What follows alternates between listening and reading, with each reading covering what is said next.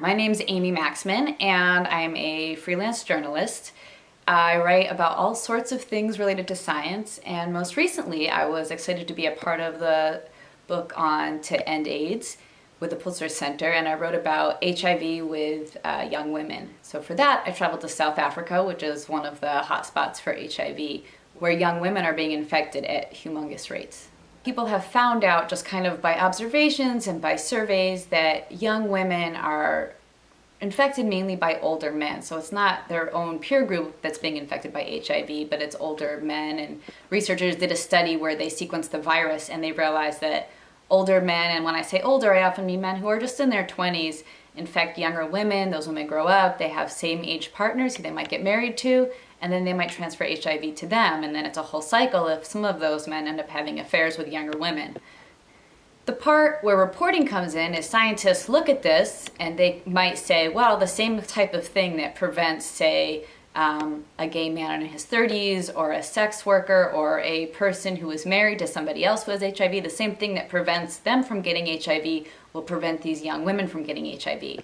But that hasn't really shown to be true. In clinical trials, they find the preventative measures like condoms or like PrEP, pre-exposure prophylaxis. It's a kind of drug you can take that's an HIV drug to prevent the disease that actually isn't helping young women.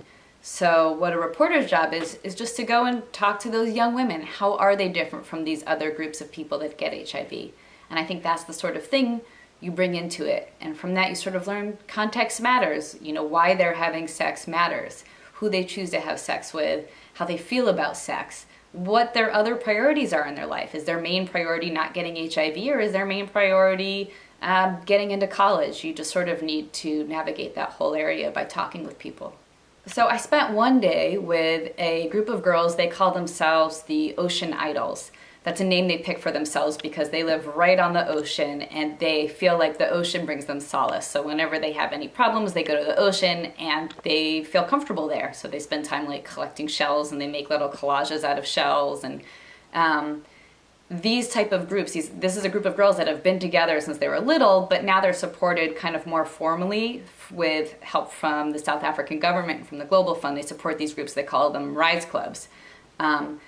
And so I met a couple of them at the AIDS conference. They were there because, different groups were bringing in saying, this is, one thing we're doing is sort of reaching out to young women. How can we empower them so that they can have more control over their lives? So I met a couple of them, and they were actually just so excited to show me all the stuff they do. Not necessarily to have a formal interview, but so I spent the day with them, and it was pouring rain, but it was fun. We sat inside and cuddled under blankets, and we just sort of hung out for the day. To me, the most important takeaway on this story is if scientists are very serious about ending AIDS, I think they have to be really honest with themselves in a way that I'm not totally convinced that they are. It's a lot easier to find technological solutions to sort of stare at their lab bench and decide that they're going to make a drug that's going to prevent this thing. And they really do have a lot of them have very good intentions. So it's not that their intentions are off. But I think from talking with these girls, if they're going to be serious about ending AIDS, they're going to have to think about some things that are really complicated, like how you change social norms and how you change the economics, how you change employment, how you make it so services that deal with reproductive health are a lot easier to access for young women. So I think my big takeaway is that this is a really hard problem and that it won't go away until people really think about ways to change those other issues.